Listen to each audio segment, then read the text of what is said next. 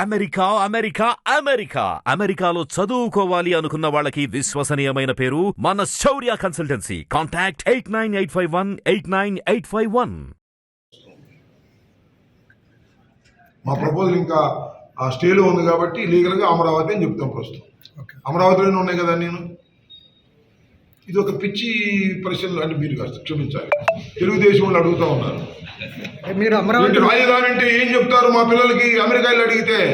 మీరు అమరావతిని వ్యతిరేకించి మళ్ళీ 3 రాజధానులు చెప్పారు.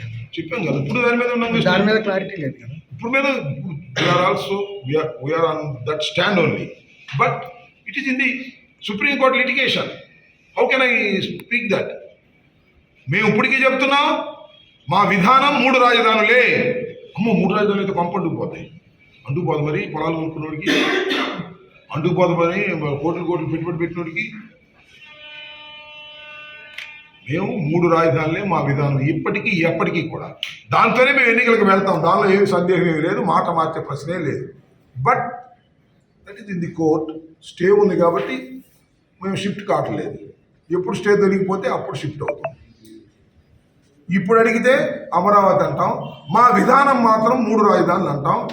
మళ్ళా మా ప్రభుత్వం వస్తుంది, 3 రాజధానులు చేస్తాం.